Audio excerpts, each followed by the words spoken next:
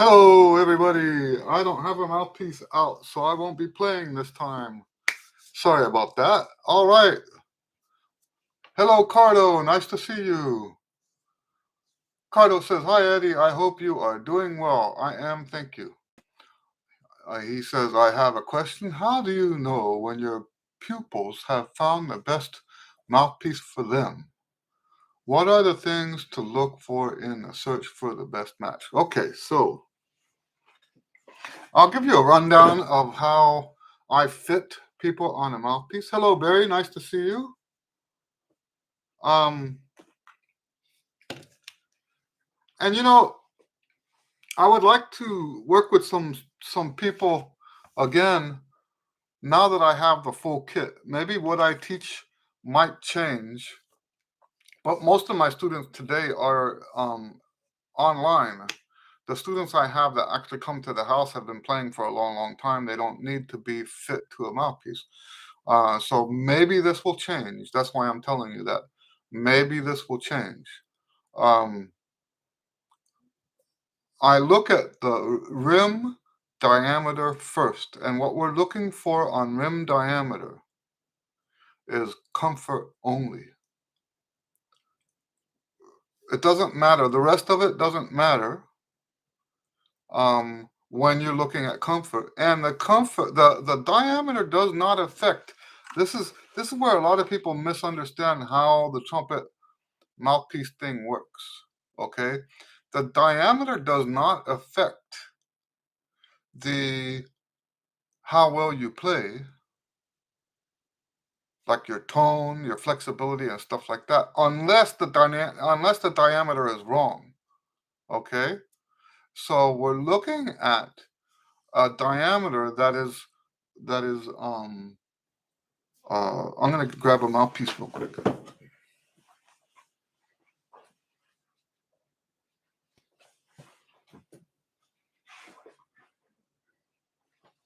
Let's see what this is.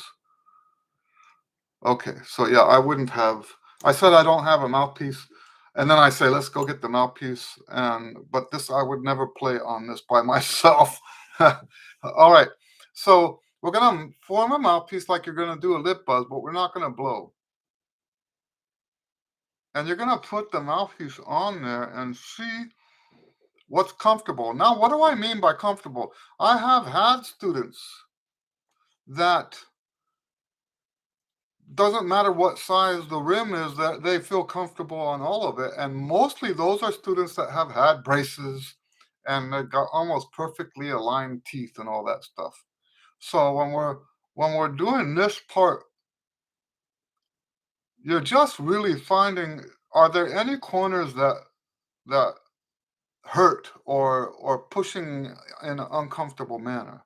So that first step is to find the rim diameter. When you find a comfortable rim diameter, then you start messing with the cup.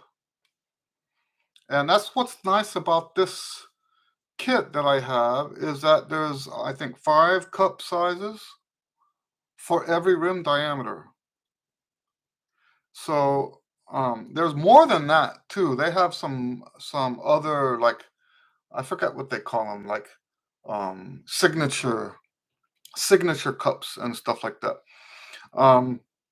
But here we have 5 different cup depths, cup shapes, and going all the way from this, which is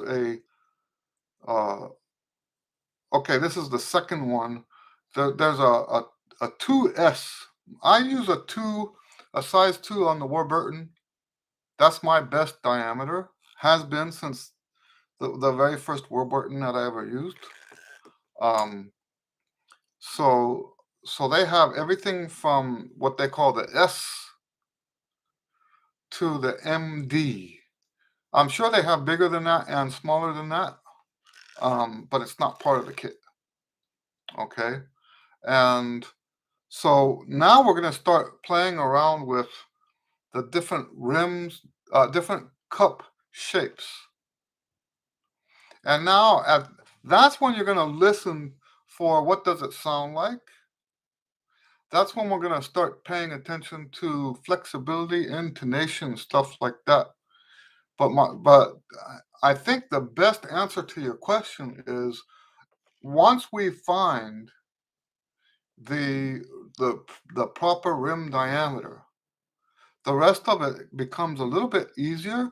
Now, what happens where people start getting confused is when they start using different rim diameters. They say, "Let me try this one," and yes, it might be shallower or it might be deeper, but it's also wider or you know what I mean. It might be a wider uh, rim diameter, or it might be smaller diameter. And once you start changing a bunch of those things at the same time, you introduce a level of chaos that makes it almost impossible to find a right mouthpiece. What how I do this, you systematically find one thing at a time, and like I said, we start with comfort. Imagine what it's like. You put the mouthpiece on your lips and it's uncomfortable. And if you want to do like some of my students do want to be pros, not as many of those today as I used to have, right? You want to be pro. That means you're going to be practicing hours and hours and hours. You're going to be performing for hours and hours and hours. What do you think that does to your psyche if it's uncomfortable the whole time? And uh, I don't believe that you try the mouthpiece and see if you can get used to it when it comes to comfort. Comfort is not something you get used to. It doesn't just become comfortable after a while. If you have teeth like mine, you can see I'm not gonna like uh, show my teeth like that, but but yes, I've got corners that I have to get the pressure off of. And most normal people, unless you've had like work done, most normal people have crooked teeth, and there's bumps and corners that have to be taken into account.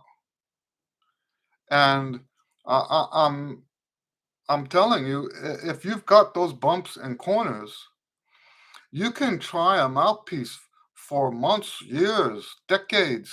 It's still going to be uncomfortable because you're pushing on on bits that don't want to be pushed on. So to me, comfort is the first thing. So when we find a rim that works, then we go to the cup. Then from the cup, now we have cup depth, and then we have cup shape. We want to look at cup depth first. Then we look at the cup shape. So this specifically is a 2SV. So what V is when the cup comes in at an angle instead of like this, right? It comes in more like that. Okay. And uh, I don't use the SV as much as I used to. I bought a S, and I actually like the S better than the SV. I played on the SV for many years, thinking that that's what I liked. And do you know what I think it is? And this gets to the next point. The next thing we want to do is find the right backbore. Um, I didn't have a kit when I first chose my mouthpieces. I just picked what was in the middle on the backbore. And now that I think I've got 10 backbores to choose from to cycle through. Uh, it makes a huge difference. And so now I'm in the process of trying to find a backbore cup combination that works well for me. I have not found that yet. I have a feeling I might have to order some more of the backbores. And there's holes in my kit for more backbores. I think I need to order some more backbores to see what works, because I've been through all the different combinations that I can come up with, and nothing really feels right. Yeah, so and they can't send you all the backboards because I think uh they must have up to maybe as many as 50, 60 different backboards. Anyway, I hope that answers your question. Gabriel is here. Hello, Gabriel. He says, hello, Eddie and friends. I'm at work because of the Black Friday, so I can just listen. Okay, that's good. Thanks for hanging out with us, Gabriel. Barry says, hello, Gabriel. And then he says, that's right, because the Wedge 65 MV hurts me after 2 hours of playing. It really hurts my teeth. See, that's what I'm talking about. The sound is great, but it's becoming uncomfortable. So, hello, Jeffrey. All right. So, yes, I do believe that now the wedge thing adds a different level of complexity to this. So because maybe it's not the wedge itself that hurts, right? Maybe it's um, the diameter size that's actually causing the pain. If you had something smaller or something bigger, that might not be an issue. Now the problem is obviously, and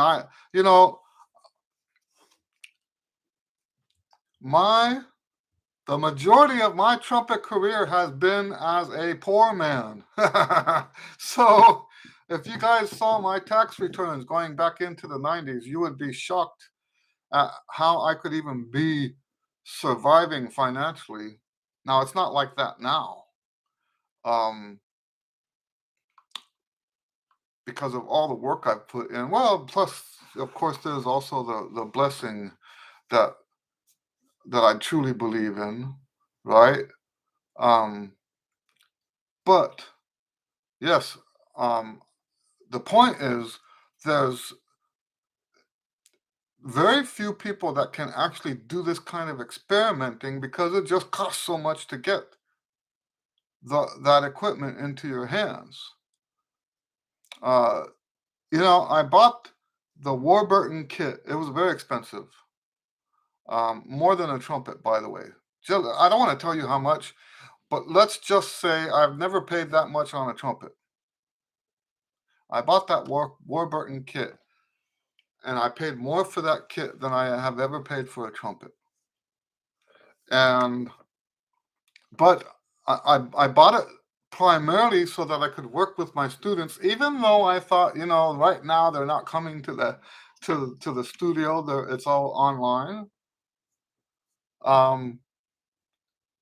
But I do know that the in-person lessons are going to eventually pick back up again, and I want that kit here so that I can work with students because I don't want them to be limited the way I was limited. I hope that makes sense. So, uh, but what the other benefit to it is now I have a quick kit to work with, and so I'm in the process of working out these ideas myself. So I don't know yet what they gave me in the on the shank side. They gave me a middle of the range set of shanks, and I'm wondering because I don't know which way to go.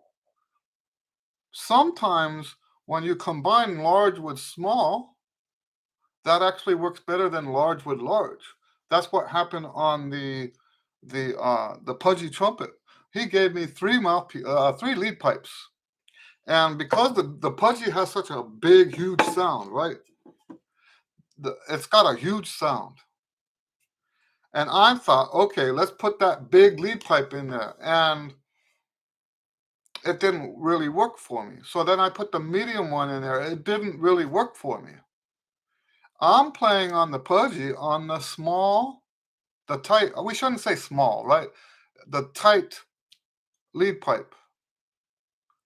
And that's what works. And I think the reason why that works is because that tighter lead pipe is balancing with the huge size of the rest of it. I think that's why that it's only a theory. I'm not a trumpet designer. But if you apply that same concept to the mouthpiece, because I use a huge mouthpiece, 2 is bigger than a Bach 1.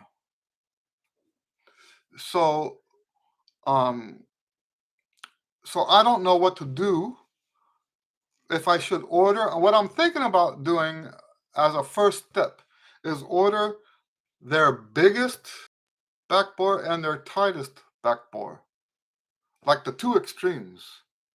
And just to experiment to see what, and in fact, that would be equipment that I should have for my students. Yes, it's nice to have the 7 or 8 um, middle of the road backboards. It's nice to have that because that's probably where most of the students are going to end up. But it's also nice, it makes sense to me, right? It's also nice to have the biggest one and the smallest one just to try it. Because if the middle of the road ones don't work, you have no way of knowing which way to go unless you try that smallest one and the biggest one. If you, I mean, with those extremes, you're going to try both of them and you're going to say, wow, one of them is going to be great, one of them is going to be awful. That's going to give you information that you can use. Anyway, so I'm slowly getting into this. It's very expensive though. It'll be years before I make my money back on that kit. Barry says, have you tried Monette and Lotus mouthpieces? I have tried a Monette, didn't really like it. Well, let me put it this way. I didn't like it enough to pay that kind of money for it. I didn't think it was really that much different from the others.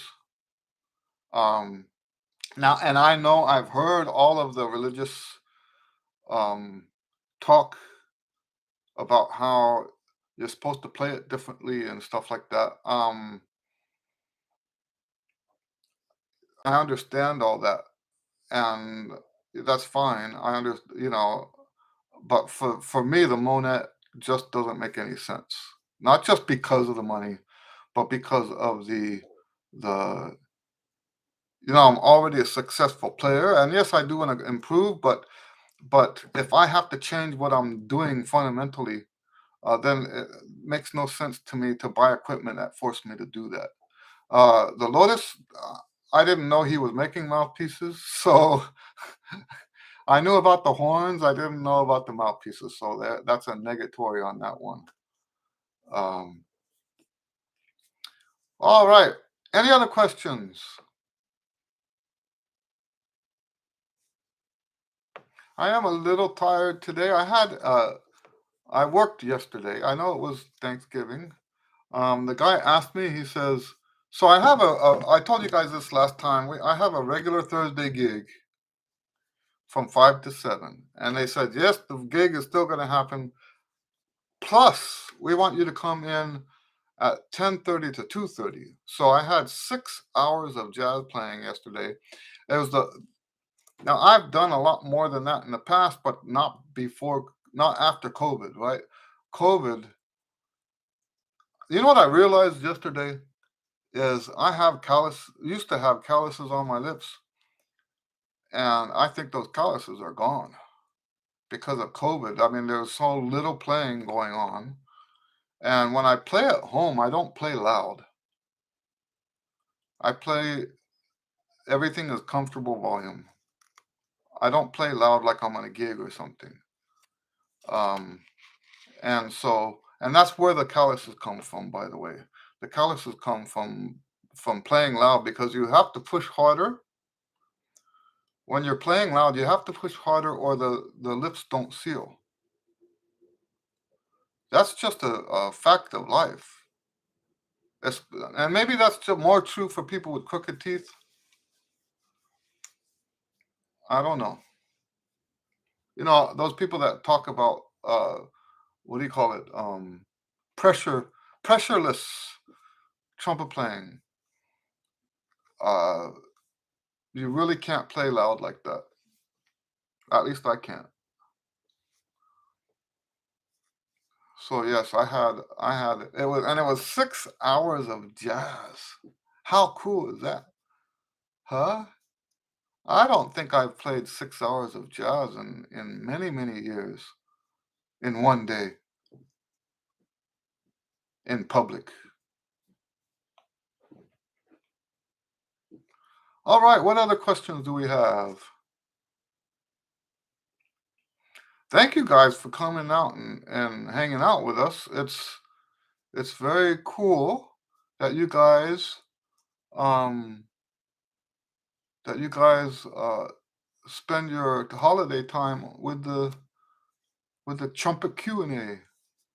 Cardo says, Eddie, did you ever hear of a trumpet player from Austin named Ephraim Owens? Yes, I have heard of him. Let me see.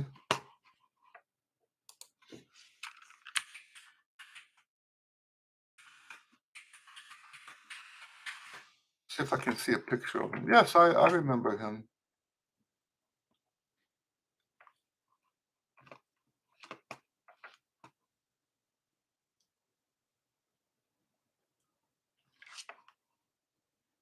Yeah, I remember him. I don't remember how he sounds. I I don't remember the context from where I heard him, but I knew the name when you mentioned it, and I have heard him play. Six 6 hour of jazz playing is a killer. That's from Carlo. You know, it used to be. I told you guys this last week. I think used to be I would have 4 gigs on a Saturday. Not every Saturday, but it wasn't uncommon to have like a Dixieland gig in the morning and then a wedding reception at noon and another wedding reception in the evening and then a salsa gig at midnight. It wasn't uncommon to do that. And then a lot of times have a church gig the next morning. So, and I did not have any chop problems yesterday. I'm not saying I couldn't get through the gig. It's just um to only be 6 hours into it and have my lips start to have the like the indent um on the soft parts. That just tells you my chops aren't what they used to be.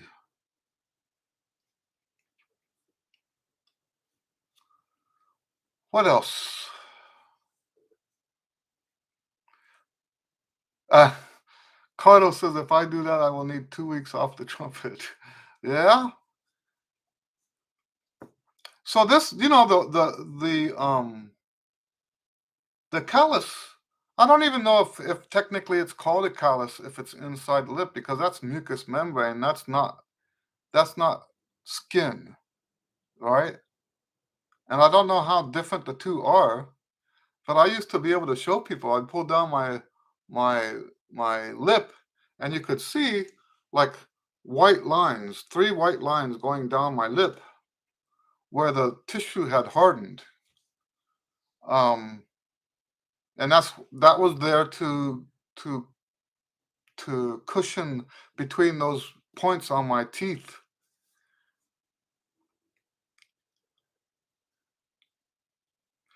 I just realized that sounds like I'm contradicting myself, right? Because I told you I have to have the mouthpiece around all this. Um, but that's not the part I'm talking about. I'm talking about the part that actually freely vibrates. That's where the scar tissue is, or not scar tissue, you know what I mean, the calluses. Um, Not down here where the mouthpiece goes, right? Inside. That's where the lines used to be. And that's from the when I'm playing, I pull the lips tight against those teeth, right?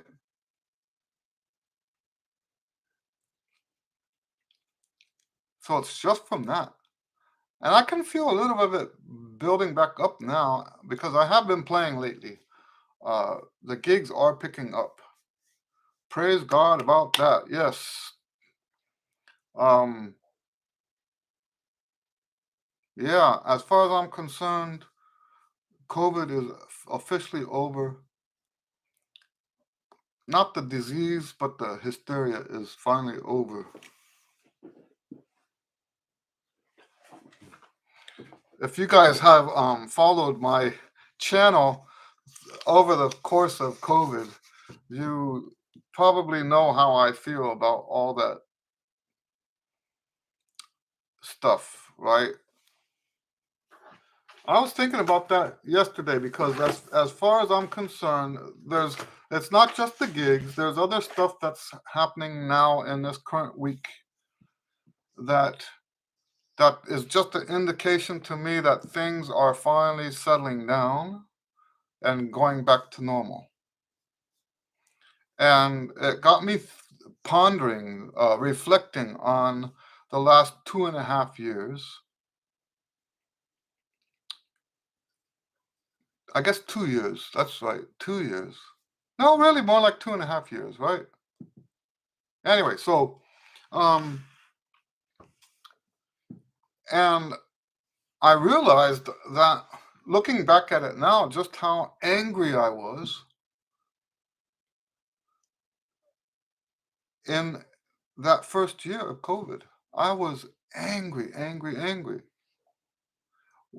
And I know it sounds kind of selfish, right? But there's this thing called righteous indignation, right? Righteous indignation, and I knew it was wrong. And a lot of people have come out now and said it was wrong, that they overreacted. It was wrong to shut these businesses down. It was wrong to tell people they can't go outside. It was wrong to scare people like that needlessly. Um, and I knew it at that time.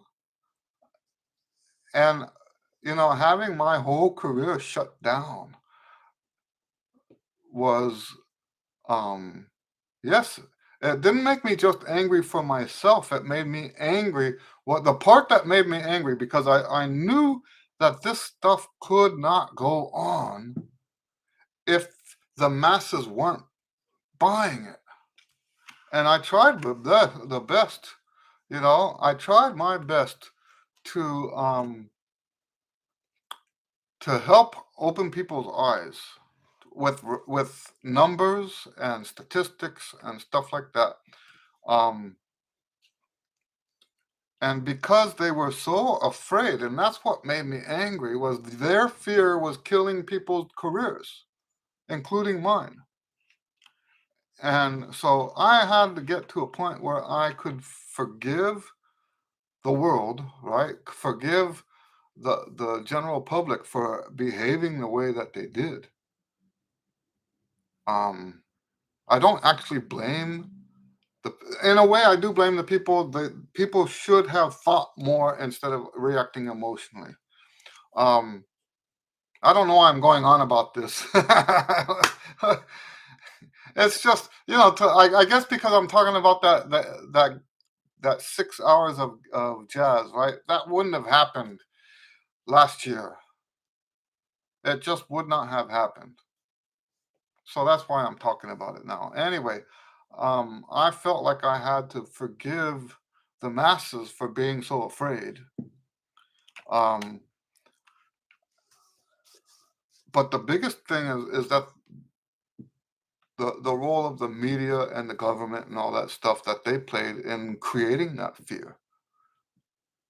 And yes, I was angry. I was angry for a long time. And now that we can look back at it, there's that one article that came out that people were all up in arms about the COVID amnesty. Hey, let's everybody now that it's over, we realize we were stupid and made all kinds of stupid judgment errors, right? But let's all be nice to each other. It's and my flesh wants to say, hey, there's no amnesty, right?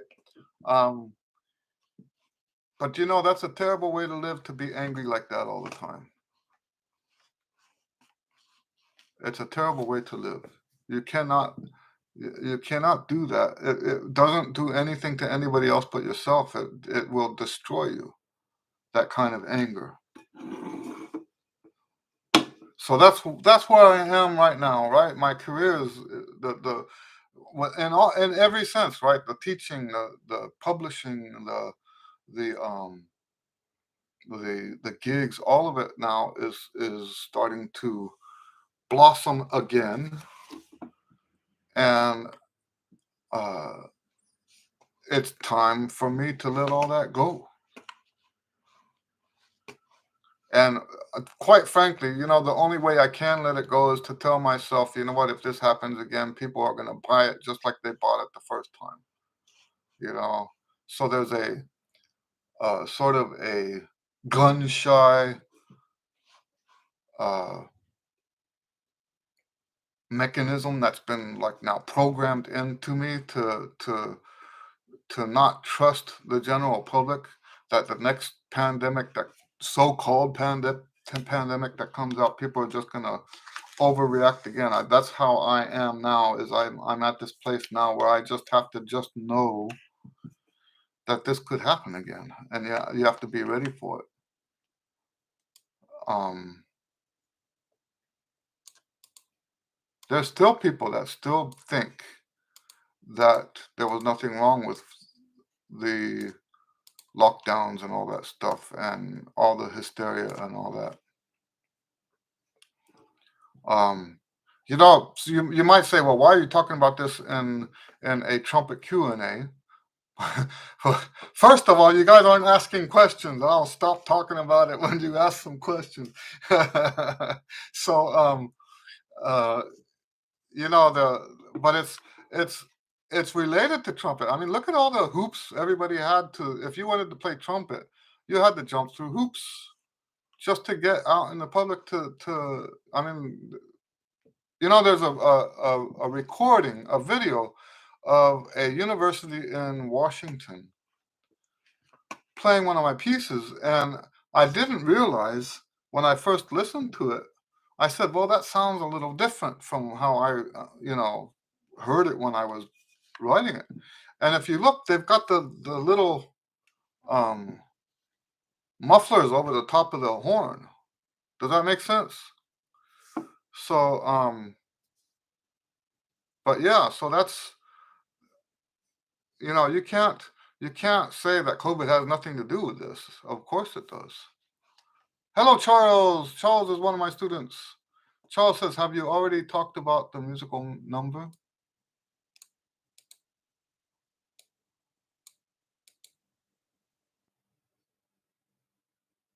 So what? I'm sorry, Charles. Which music? No. Oh, you're talking about the. You read the comments. Ha! Thank you for reminding me. I forgot all about that. so so let me do that real quick. So I'm starting this week. I want to put listening assignments in the description of the video. Okay. So the first one I put in, so they're going to be trumpet ones and non-trumpet ones. The first one I put in is a group of youngsters in Germany. And so I believe it's a live recording. And the reason I say that is because the mix is not so good. And you would expect that from a live recording. So, but that makes it even better as an experience for us, because that way we hear the real thing. The trumpets are kind of lost in the mix. And if they were recording in a studio, that wouldn't have happened. So that's what makes me think. That's what makes me think that it's a wonderful group. The reason I'm posting these, I'm trying to get. You guys have all heard me say that listening is more important than practicing. Um, and one of the things we want to do is be well versed, so to speak, on the listening stuff. Who's who. And I looked at their bio. I saw that a bunch of these, and I can't pronounce the guy's name very well, but a bunch of these guys are in the trumpet section are students of that wonderful, wonderful trumpet player in Germany, Matthias Hoff, I think his name is. Anyway, he's one of the best trumpet players in the world, and at least two or three of these students in this brass group are his students. So that's I think that's impressive. Hello, Raimo. Nice to see you.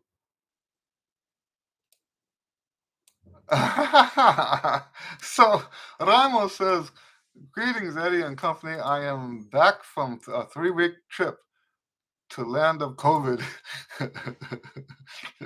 I wonder where that is. Oh no. Charles says it is Sublime. Is that an amateur group? I think it's students. Well, not necessarily students. I think they're young. And I think um, that sublimeness you're talking about, I think is because of the way it was recorded. I don't think, like we were talking. I think it was you, Charles. We were talking recently about compression in the lesson. Maybe not. Maybe it was somebody else. But I was talking to somebody in a lesson recently, and I pointed out that we cannot sound. Compression is one of those things that does not happen in natural life. You don't have compression. It's not like reverb, right? Reverb is something that actually does happen in the natural, right? Yeah, David Charles says it was him. So compression doesn't exist like that. Compression is a purely mathematical calculation that's put into the music. And when you hear a recording that has compression, you're hearing something that is not representative of how things really sound. It's but it's a necessary evil because without the compression, the mix becomes a mess. So Charles says sublime in an amazing way of yes, definitely, I agree with you on that. So it sounds to me these are great players that sound real. And you don't always get the real thing, right? So anyway, that's to me that's when you say sublime, that's what I'm thinking. Carlos says, Eddie, going back to the mouthpiece thing, if someone feels comfortable on various rim sizes, which one would be preferably bigger or smaller? The age old wisdom is go as small as you are comfortable with. Okay. But when they say that, they're talking about a different kind of comfort. They're talking about comfortable playing. So if you go so small that you can't get the low notes out, then it's too small. Okay? But that's the general idea. You go as small as you can until stuff starts going bad. Sort of like tuning, right? I didn't know this until I married a violinist. My ex-wife was a violinist. And they don't just so like if they check a string and the string is a quarter tone high, hypothetically, they don't just creep it down to intonation. They actually go lower than the pitch, then they bring it back up again. And this mouthpiece thing is sort of like that. You go low and then you bring it up, you inch to the smaller bit. Um, and yes, I told you earlier, there are students that the way they the way they play, I mean the way their mouth is, they don't have any, there's no preference for a size.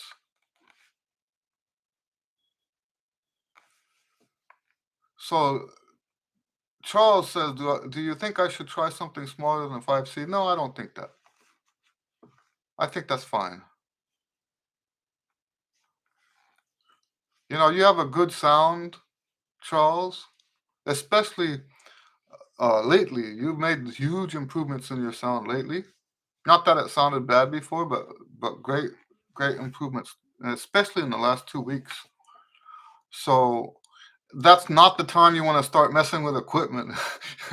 when you have when you have these boosts in your sound, and that's not the time to say, let me screw this up. Right? If you do want to try something smaller, like a 7C or a 10.5C, um, you do that after you've been playing well for a long time, like a year from now. A whole year goes by of you playing the way you've been playing lately. Now it's time to maybe experiment, but not when you just made a huge step in your improvement like that.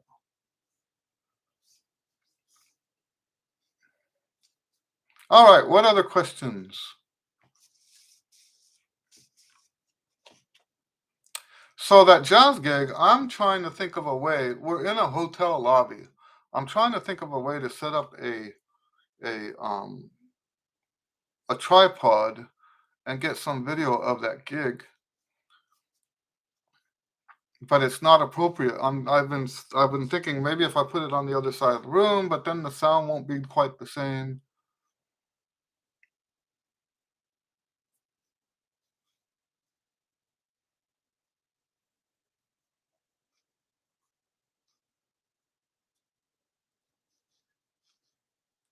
Anyway, what other questions do we have? I'm surprised so many people came out on a Good Friday. Wow, that's awesome.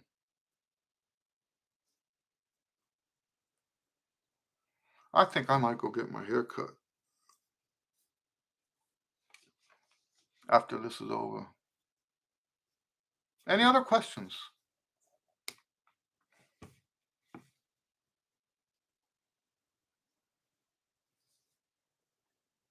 Barry says he's practicing while he's listening. Okay, that's great. I used to do that. In fact, I still do that. I watch um like educational stuff while I practice. Charles says when I am free buzzing, I can get a clear tone. Once I place the mouthpiece, the gravel sound comes in. Okay. Um, that's very interesting. I didn't know that. So then it is. Yes, you should. So he says, should we get the same tone on the mouthpiece? I would definitely say that. To a degree, right? I mean, it's not possible to get the same sound because it is going to be different.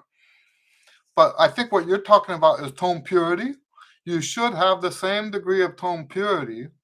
In fact, it should be more pure on the mouthpiece than on the lip buzz because the mouthpiece focuses that, and you have less vibrating surface. The mouthpiece brings the vibrating surface in, and there should be less what you call gravel. There should be less gravel in the sound. I call it tone purity, right? There should be a higher tone purity on the mouthpiece. But so I kind of took today off so far. I'll probably practice later, but I'm not warmed up. So let me do a little bit of buzz, and this is not the best way to hear this, but let me do a demonstration. Ugh. Yeah, I'm a little stiff from last night.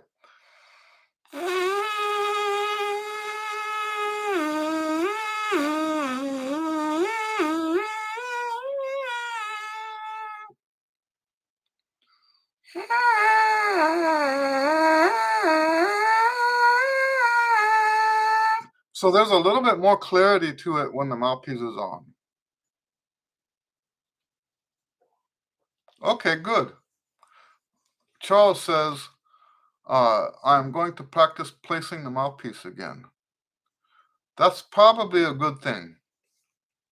Now, the mouthpiece placement exercise, that's something I made up for my braces students. And I say I made it up. There's two kinds of creativity. There's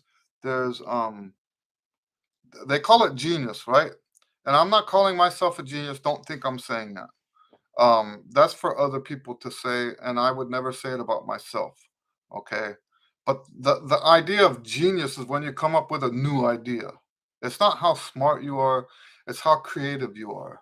A lot of people get that wrong. They think it's about how smart you are. And if you are smart, you have the capacity to be very creative, but it's so do other people as well. Okay. So anyway, so when I say talk about genius in this context, they have two types of genius. They have the guy that invented something, and then the guy that invented it first, right? So they call the guy that invented it first true genius. Okay, the guy that invented it, but like 20 years after the other guy invented it, that's still genius. He still got to the same place in his head, but he wasn't first. So anyway, so I'm not saying I'm the first that came up with this. I don't know of anyone else that teaches this. Still to this day, I've never heard anyone teach this before. But anyway, I made up this exercise for the braces students. They get the braces on, and now their whole embouchure is changed. And I told them, hey, can you do a buzz? So they do a buzz. But when they try to play the horn again, they try to put it like it used to be, and you can't do that. The embouchure is not the same anymore because the teeth are in a different place. And then you got those big metal things sticking out. So that's when I started having them buzz and place the mouthpiece on the buzz. That's where that exercise came from. But I had in a period of about 3 or 4 years, I had so many braces students that I found myself doing that so often. And after a while, I thought to myself, this is a great exercise. Why am I not doing this every day?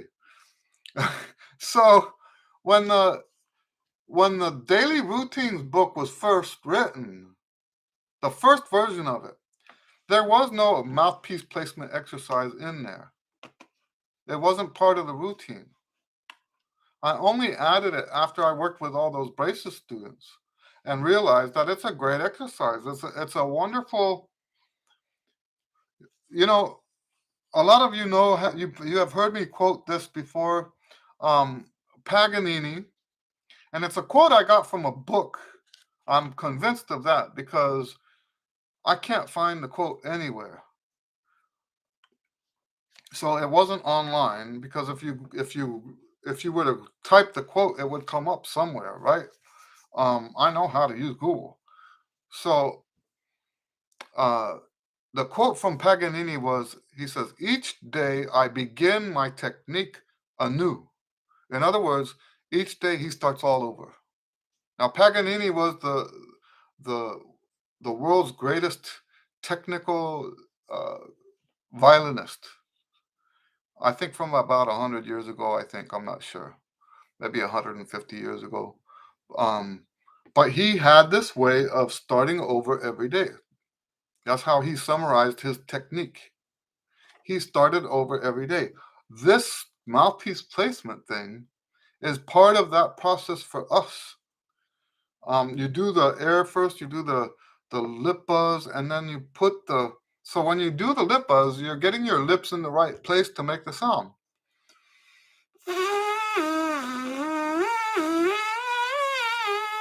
See, and what we're concerned with when we do the lip buzz is what I call the posture, all the muscles in the right spot doing the right thing.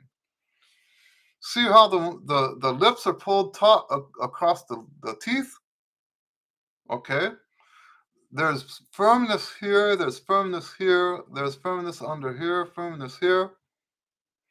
All of that is in place. And then we put the mouthpiece on that. It's why I didn't think about that earlier, I don't know.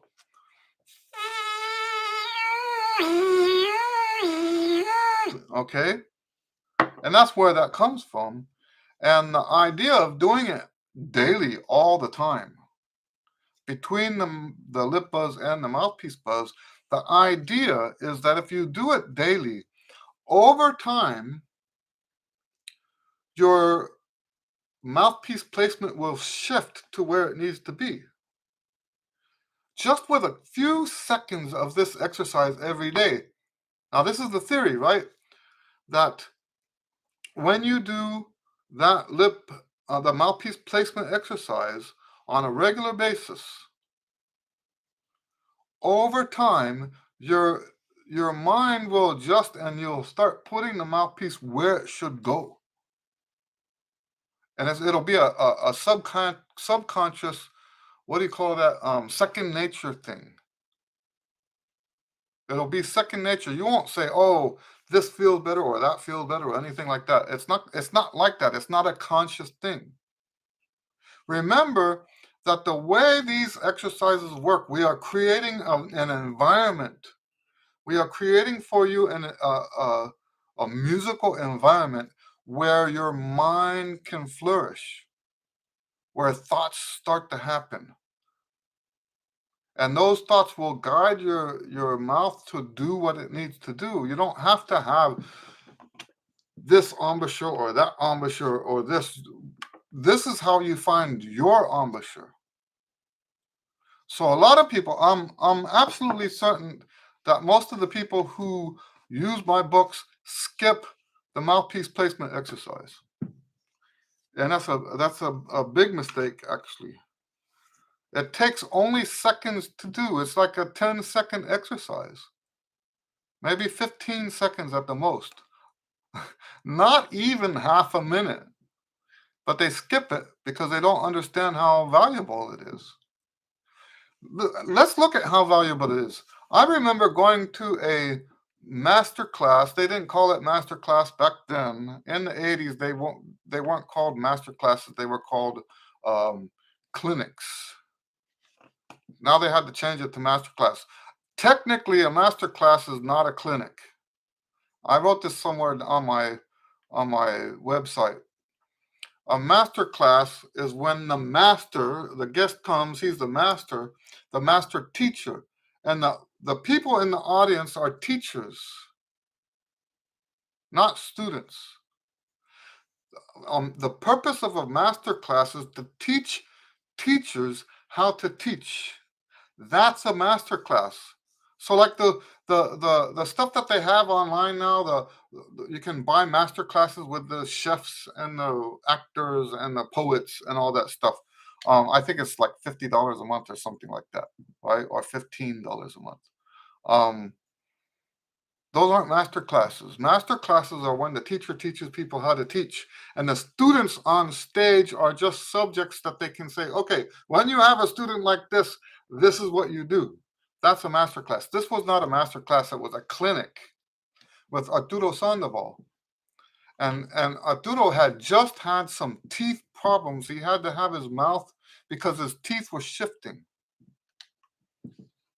And he says, he was telling everybody to go get casts made of their teeth so that if their teeth ever do shift, they can get fixed. Now, that's good logic, that's good advice. And when I say what I'm about to say, I am not suggesting that I am any way better than Arturo Sandoval. I'm not saying that. But I do have a different perspective. And my perspective on the teeth shifting thing is that if you do like Paganini and start over every day, it doesn't matter if your teeth shift because you're going to adjust to it every single day. And that's where the mouthpiece placement comes in, right? Your teeth don't shift drastically in one day. Your teeth shift slowly over time. So when you put the mouthpiece on the lips in that position, if your teeth shift a micrometer, right? You're getting used to that already at that stage, right? You are, because it's a dynamic approach to embouchure building. This is a truly dynamic approach. As your teeth change, you know what? Here's another thing. My weight has gone up. My weight has gone down. My weight has gone back up again. My weight has gone down. Fortunately, it hasn't gone up as high as it was that first time. I used to be almost 300 pounds. So, and I never got anywhere close to that again. Praise God. Um, but um, but when your weight goes up and down, your lips change. And you can have a bad day because you lost weight. You can have a bad day because you gained weight. You can have a bad day because you ate something that made your lips swell up a little bit. The mouthpiece placement exercise helps you adjust to all those changes. So so in the last year and a half, I've lost, I think, about 30 pounds. And the mouthpiece placement exercise is it's a major part of why that doesn't mess up my playing. When it can, it can mess up your playing. There's people that have to get different mouthpiece sizes because they gained weight or because they lost weight. And it's not necessary. If you do the mouthpiece placements on a regular basis, you will adjust as you go. All right, enough of that. Cardo says, my free buzz is 1 octave lower than yours. I've been doing free buzz since 1985. So I can do the lower stuff. It's just a little hard right now. So what happens is if your lips are a little bit more rolled out,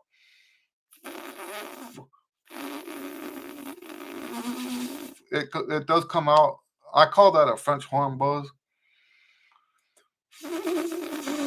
It's hard for me to do right now when I'm stiff. So when I'm doing a trumpet one, the pitch is higher.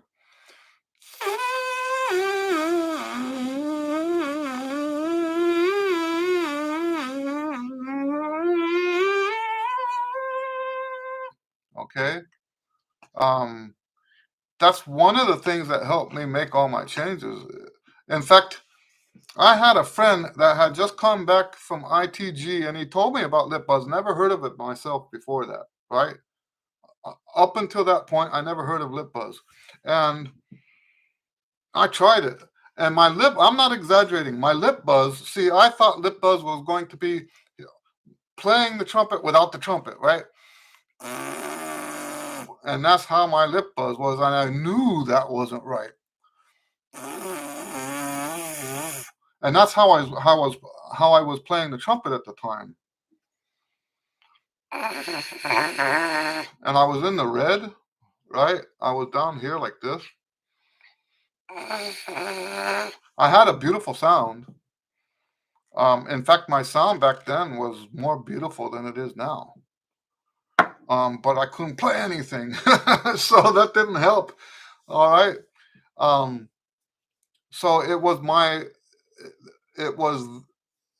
that understanding when I introduced the lip buzz into my trumpet life. That's what made me realize, hey, there's something not right here. And people say I had an embouchure change. It wasn't an embouchure change. I literally started over in the middle of a college year. And I played so badly. I was first chair in the wind ensemble at the university. And I played so badly in the one rehearsal because of this change. But let me back up a little bit because this is kind of funny. When I made that change, I could play the old way and I could play the new way. The new way wasn't strong enough yet to play in the wind ensemble, so I was in the wind ensemble playing the old way until that stopped. Because all my practicing was on the new way, and all of a sudden I couldn't play the old way anymore. And here I am, first chair in the wind ensemble, and the wind ensemble director accused me of sabotaging the wind ensemble. See, what they didn't know, my embouchure stuff happened secretly. I didn't tell anybody that I was doing it. And that was probably not right. I was a man of very few social skills at that time. And I just didn't even know how to tell people what I was doing. So anyway, yes, he accused me of sabotaging. Fortunately, I made the changes in December. We had a concert, I think it was, I don't remember. But by the time we had that concert, I had changed enough that I could do the concert um, on the new way. And it had a beautiful sound compared to what I used to play like. With the Now that sounds like I just contradicted myself again.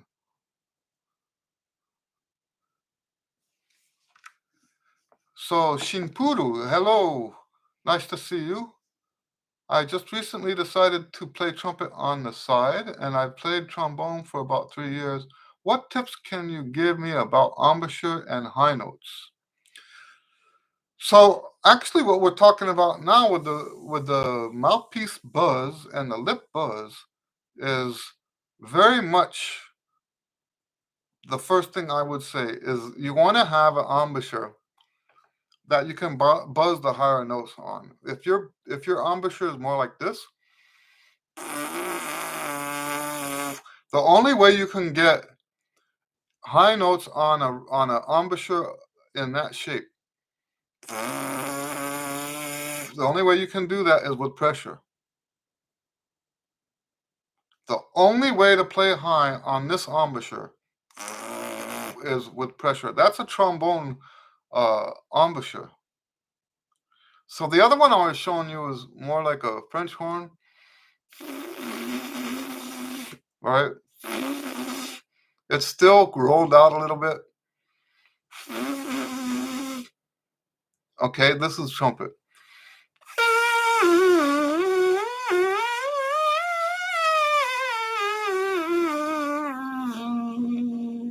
All right. So that would be my first advice is to make sure that you've got that kind of embouchure. Charles says it is now about the same as my range. Oh, good. That's right. Eventually, you develop enough strength to maintain a lip curl. That's right. Barry says, God bless you, Eddie. Thank you for all your amazing advice. You're a genius. Good night and God bless from the UK. So I wasn't inviting people to call me a genius. You guys are funny. Well, thank you. Thank you, Barry. Yes, it is time. Thank you guys for hanging out. Good questions as always. Thank you. God bless you, and we will see you next time. Oh, speaking of which, we will not have a Q and A next week. I have a gig. I actually have 2 gigs. See, I told you COVID's over. I have 2 gigs. I'm playing with a jazz group at the Texas Children's Hospital during the day, and then at night I'm playing at a church. Just trumpet duets for a Christmas concert, Christmas party. He wanted a trumpet player, and I said, "Hey, I've got a bunch of these Christmas duets. Why don't you hire us as a trumpet duet?" And he went for it. So I'm gonna have my good buddy Daryl Bear on trumpet with me. Daryl is the one that gave me my first gigs in Houston, and we've been playing all these years together. Almost, let's see, I got here in '88, so that's 35 years. Daryl and I have been playing together. So, and he's a great player. You know, they say that, right? You have to hire the best for the job. Doesn't always necessarily mean the best player, right? Because you also have to take into account whether they're reliable. So not necessarily the best player. But yes, that's part of it. You want and Daryl is one of those that's reliable and a great player, and um, I know he will be able to play the parts without all these gigs are sight reading gigs. We don't have practices, so you can't just hire just anybody to do the gig because some people can't sight read like that. Anyway, thank you guys. Nice to see you. I'm kind of reluctant to say good night because there's so many of you online. I don't want to. Let's do this. If you have questions, please ask now, and if you don't, I will shut the thing down. Okay? I'll give you like 5-10 seconds.